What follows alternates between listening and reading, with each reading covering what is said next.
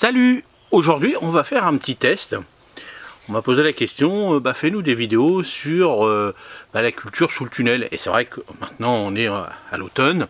Bon, n'oubliez pas que moi, je suis en Seine-Maritime. Donc, je vous avais annoncé du froid à partir de la semaine prochaine, c'est à partir de ce week-end. Mais en fin de compte, c'est remonté. Bon, tant mieux, c'est mieux quand même. Et là, ce que je me suis dit, j'ai dit, tiens, c'est vrai que j'ai un petit tunnel, comme ça. Et on va faire des tests, parce que c'est vrai que maintenant, je vous dis ce que vous pouvez semer, tout ça. Bon, en Normandie, peut-être que oui, peut-être que non. Alors, là, je regarde un peu les températures. Là, il fait encore plus de 25 degrés, alors là, il fait 22 degrés. 22 degrés, mais ce matin, ça a monté. C'est-à-dire, tout à l'heure, quand il y avait du soleil, ça a monté plus. Donc, vous voyez, il y a une moyenne de 20 à 25 degrés sous ce tunnel. Et je me suis dit, pourquoi pas faire des tests de des petites semis qu'on pourrait réaliser. Alors, on va faire une première vidéo là que je vous montre un petit peu ce que je veux faire. Je vais vous montrer déjà ce qui reste sous mon tunnel, ce qui pousse. Donc, comme d'habitude, on fait notre petit tour. Mais je vais vous expliquer comment je vais faire. Mais après, on va faire donc 3 autres vidéos. Donc, ça sera une série de 4 vidéos. Donc, celle-ci, une autre vidéo sur, je vais vous donner les petites techniques. À chaque fois, je vous donne la petite technique de comment mélanger les petites graines, faire un petit sillon de salade à couper, plus on va faire des micro-mottes. La suivante, on fera un semis d'épinards. Voilà, je vais faire ce qui me reste aussi en graines. Et aussi, je vais retester le semis de carottes. Alors, on pourrait faire des radis aussi sur le petit tunnel.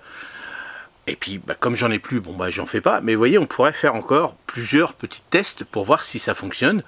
En sachant que les nuits, à partir de là, maintenant, les nuits descendent chez nous, alors, sous le tunnel, entre 8 et 10 degrés. La période de froid, ils avaient annoncé, c'était 6 degrés à peu près, donc ça va descendre ici à 6-7 degrés peut-être, voire un peu moins peut-être, mais ça sera suffisant. Donc, à fur et à mesure, je vais vous donner plein de conseils, ce qu'on pourrait faire ici sous ce tunnel, qui est le plus important. Donc, ce qu'on va faire, je vais déjà en première partie vous donner ce qu'il faut faire le plus important sous ce tunnel. Donc, premièrement, il faut regarder s'il y a de la chaleur. Donc la chaleur, moi, sous mon tunnel, j'en ai. Donc il faut au moins un minimum que ça ne descende pas en dessous de 8 degrés pour que ça germe. Voilà. Donc le sol, là, il est chaud, ici.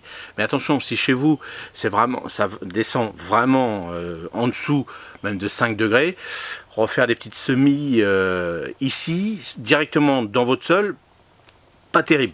Plutôt en micro-motte. Donc faites-les plutôt chez vous, dans un endroit, et à ce moment-là, si vous êtes sûr que ça dépasse les 5 degrés la nuit, mais que ça ne descend pas plus bas, et bien là, vous faites des micro-mottes directement chez vous, donc d'épinards, de salades, ce que vous voulez, en fonction de votre région, puis en fonction de ce que vous voulez. Bon, attention au radis, pas terrible. Les carottes, il y en a qui me disent qu'ils réussissent. Moi, j'avais essayé, ça n'a pas marché, donc à voir. Si c'est des petites carottes demi-naines, oui, pourquoi pas. Mais des longues, moi, c'est ce que j'ai. J'ai que des longues, des variétés nantaises, mais j'ai pas de petites.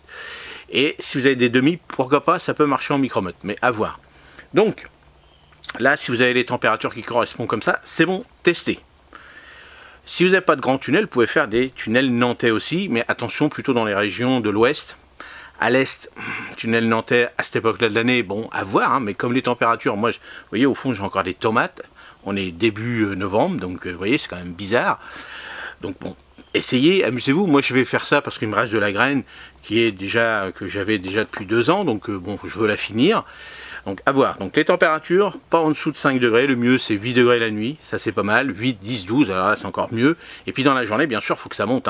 Dans la journée, il faut que ça au-dessus de 15 degrés pour que la terre garde la chaleur. Ça c'est important. Et aussi, ce que vous allez faire, donc vous allez déterminer ce que vous avez besoin comme variété de légumes et surtout prévoir aérer. Donc il faut aérer. Donc vous voyez, moi là-bas au fond c'est ouvert, là c'est ouvert. J'ai pas ouvert ce côté-là parce qu'il y a un petit peu de vent. Donc ça permet d'aérer quand même, de ne pas garder trop d'humidité, parce que si vous gardez de l'humidité, surtout à cette époque-là de l'année, et surtout nous en Normandie, si vous faites ça, vos sols vont être gorgés d'humidité, et puis les salades, tout ça, ça va pourrir, l'odium va arriver et tout. Donc petite astuce aussi, là je ne l'ai pas encore fait, mais nettoyez bien autour, à cette époque de l'année, vos salades, évitez de mettre du paillage, sous le tunnel, je parle bien, ou peut-être un petit paillage très fin et sec, style paillettes de lin ou des petites choses comme ça, mais pas de la paille, ça va être un peu trop gros à cette époque-là, je parle, moi c'est comme ça que j'ai fait. Moi je préfère pas en mettre, Alors le problème c'est que bah, je désherbe souvent, c'est ça le petit truc, mais bon j'ai une petite surface, mais à voir, si vous voulez faire une grande surface, des petites paillettes, des petits paillages très fins, pas de trop non plus pour que ça pourrisse pas trop en dessous, attention à l'humidité. Donc vous voyez, c'est pour ça qu'il faut bien aérer l'ensemble, pour pas que ça pourrisse, parce que là vous êtes dans un environnement confiné, donc s'il n'y a pas d'air, tout ce qui est légumes feuilles et tout, ça va pas le faire. Bon, moi je vais vous montrer tout à l'heure la petite courgette. Donc la petite courgette, et bah, la petite elle est grosse, maintenant elle est énorme, elle fait plus d'1 mètre carré. Bon, bah, j'ai les feuilles qui attrapent un peu d'odium, mais ça va, c'est pas méchant puisqu'elle est au bord du tunnel, le vent circule. Donc ça va, j'ai préféré voir un petit peu. Au début je vous disais je vais les retirer ou pas, du coup je les retire pas et puis ça se passe bien. J'ai encore mangé des courgettes là, j'en ai encore qui reviennent. On est début octobre. Bon bah le petit test qu'on avait fait ensemble, ça marche. Alors chez moi, sous mon tunnel bien sûr. Donc ce qu'il va falloir aussi prévoir, c'est que si ça descend, une fois que ça va commencer à germer, c'est ça la partie la plus embêtante on va dire, dès lors que ça germe, là le petit feuillage, les petites tiges qui vont arriver, c'est là que ça va être quand même plus vulnérable au froid, donc surtout si vous êtes en dessous de 5 degrés. Donc là il faudra prévoir des voiles d'hivernage, donc mettez bien vos voiles d'hivernage, alors préparez, si ça descend pas, donc faites comme moi, prenez plutôt, attendez je vais vous le montrer.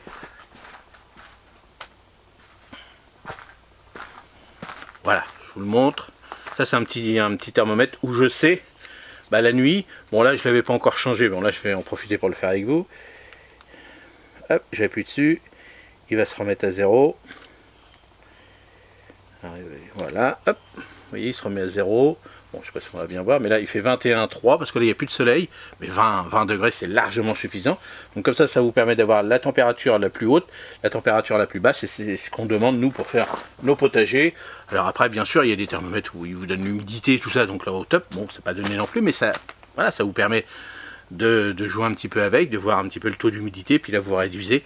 Le plus important c'est d'aérer, hein. Moi si vraiment il faisait très humide, j'ouvre un petit peu, alors pas très haut, hein, j'ouvre à peu près sur un petit mètre à peu près, 1 heure ou 2, hop ça circule, puis après je referme. Bon, mon tunnel moi il est bien exposé plein sud, donc c'est vrai que dès lors qu'il y a un rayon de soleil il vient dessus, j'ai des arbres de ce côté là mais pas de ce côté là, donc là moi il est bien situé. Donc une fois que vous avez bien préparé vos voiles d'hivernage, si vous avez des petites cloches ou des trucs comme ça, c'est encore mieux. Si vous avez des petits châssis, vous savez, les petits châssis qui se déplacent comme ça avec des feuilles de comment on appelle ça, des feuilles de plastique dur, là je sais plus comment le nom exact, mais bon hop ça se déplace, ça c'est pas mal aussi, ça fait une double protection. Mais le petit voile d'hivernage c'est pas mal, tout sens les voiles d'hivernage je vous ai dit il faut en avoir. Donc là on va aller faire le petit tour, on va faire le point un petit peu de ce qu'il y a actuellement encore sous le tunnel, et puis bah on y va, c'est parti. Alors là on regarde, vous voyez, là on a la petite courgette, vous voyez hein, petite courgette, elle est belle hein, vous voyez là ça souffle parce que là la porte est ouverte, donc elle est juste là, donc vous voyez elle a un petit peu, mais elle est pas, les feuilles sont belles hein, à cette époque là de l'année, c'est pas mal. J'ai encore pas mal de fleurs mâles, pas mal de fleurs femelles hein. Je vous répète un petit peu ce que c'est. Ça c'est des fleurs mâles et les fleurs femelles ils sont là, regardez là, ça c'est les fleurs femelles. Hop, voilà, là les mâles femelles, là au milieu. Et puis là, bon bah là j'en ai encore une belle, là j'en ai encore une là derrière, hop, on va trop bien la voir mais je vais manger, celle-ci je vais la récupérer, je vais faire un petit semblant de... Moi je mange les petites carottes que j'ai, parce que là j'ai encore des petites carottes ici, là. Attendez, j'ai pas été les voir, mais comment ils sont ceux-là, on va aller voir ça. Alors, hop, on direct, encore des petites carottes, je sais même pas, hop, regardez. Ah, je peux pas. Vous voyez, j'ai encore des carottes là. Donc je sais pas s'ils sont fourchus ou pas, mais j'avais décidé de les laisser, mais on peut les manger. Donc ils sont fourchus, c'est pas grave, on les mange quand même. Bon là, donc tout ça, là j'ai fait mon petit compost que j'étalerai une fois que je vais avoir fini ma petite courgette. Bon tout ça on va nettoyer, ça c'est l'ancienne courgette, donc là je crois que c'est la fin. Bon, l'aubergine, elle, bah vous voyez, elle est morte, hein, malgré qu'elle avait bien végété. Le poivron, donc là avec les petits tests de poivron qu'on avait fait ensemble, celui-là, il est directement en pleine terre. Je vais le laisser, on verra bien, contrairement aux autres. Bon, tout ça, je vais tout nettoyer, tout ça, je vais enlever. Et puis là, c'est ce qu'on avait fait ensemble. Donc là, les petites salades. Donc là, je vais nettoyer parce que là, ça commence à être poupouille. Donc je vais en profiter pour retirer tout ça. Je vais laisser pour récupérer encore quelques tomates. Bon, là, ça se termine, c'est fini. Donc je vais nettoyer tout ça. Et puis là, là on avait planté les micromottes, les dernières qu'on avait faites, et puis là ce qu'on va faire, tout ce qu'on a, on va faire les petits tests. Donc on va voir un rang ou deux, hein, je vais voir comment je vais faire. Et puis voilà, donc tout ça, vous voyez, j'ai commencé déjà à nettoyer un petit peu, je fais ça tranquille. Hein. Et puis voilà, donc là, parce qu'il y a encore des tomates, hein, vous voyez, la petite tomate cerise, là allongée rouge, en forme de poire jaune, là il y a un paquet. Et puis là il y a encore des blacks. Et puis là quelques grosses encore qui me restent. Bon là ça, je pense que là d'ici 10 jours il n'y aura plus rien. Les petites tomates cerises, bah elles, surtout la tomate poire là, hop, elle y va, continue, bah je laisse, hein, je laisse. Là la petite rouge aussi, elle continue à fleurir, mais on en refait encore, hein. J'en ai encore plein là. Alors ça c'est bon, ça c'est pas mauvais. Là, il y en a encore là, il y en a encore là. Puis là ça fleurit. Donc on verra bien. Bon, un petit test, c'est-à-dire tout ce qu'on avait fait ensemble. Les petits poivrons, les aubergines, tout ça qu'on avait. Alors, malgré qu'on les avait déterrés, bah, vous voyez le feuillage, bon, il était déjà un petit peu abîmé, mais le feuillage il n'est pas mou. Hein. Vous voyez, quand on déplante quelque chose, après avec le feuillage, que là le feuillage est bien resté droit. Là, vous voyez le fait que j'ai taillé, bah, vous voyez, c'est bien reparti quand même. Là qu'on avait taillé plus sévèrement, et ben ça repart. Hein. Vous voyez, il y a pas mal de petites choses qui repartent là, la base, tout ça, donc là ça va. Bon, nos petites. Hop. Là, petite marcotage qu'on avait fait ensemble, bon voilà. Ça c'est impeccable. Vous voyez, là il y a plein de citrons. Hein. Là il y a plein de citrons. Tout ça c'est des citrons. Tout ça c'est des citrons. Bon, on verra bien. Ouais, sinon il y en a plein. Bon, ça sera pour le printemps, hein, je pense. Bon, lui, ça y est. Oui, il y a des belles figues. Hein, donc là, il a perdu tout son petit feuillage. Donc là, on voit bien le marcotage. Bon, lui, c'est l'époque. Hein. Bon, on reconnaît c'est un bifère parce qu'il refait les. Voilà, comme ça on les retire. Mais bon, moi, c'est pas trop ce que je lui demande. Je vais même les retirer. Voilà. Mais là, ils refont tout de suite d'autres figues. Voilà, le marcotage, lui, il est fait. On verra ça au printemps. Bon, là, c'est clémentine. Clémentine, toujours un beau feuillage, mais pas de fleurs. Alors, bon, on les laisse. Là, les citrons verts, bon, bah, eux, ils y vont. Il y en a plein. Là, il y en a là-bas aussi. Et puis celui-là, c'est un petit peu pourri, donc on laisse. Bon, bah voilà, on a fait le petit tour. Donc, on va préparer tout ça. On va nettoyer un petit peu tout ça. Puis, on va se retrouver pour la prochaine vidéo sur les salades.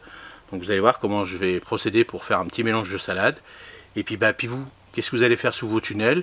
Donc si vous avez de la chance d'avoir un tunnel comme moi, tant mieux. Tunnel nantais, ça peut marcher. Petit châssis avec des petites plaques, soit en plastique, en verre ou autre comme vous voulez, ça peut marcher aussi.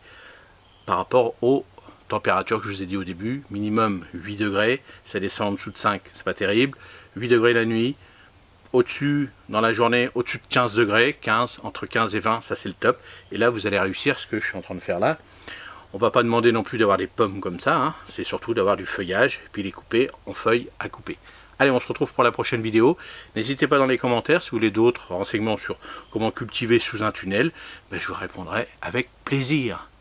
Allez, salut. Et puis pour les membres, la petite fiche technique, comme d'habitude, vous l'avez dans la description. C'est-à-dire, pas dans la description, mais dans l'onglet communautaire. Et là, vous avez la petite fiche de tout ce que je viens de vous dire. Comme ça, vous pouvez revoir ça point par point. Allez, à la prochaine. Salut, merci.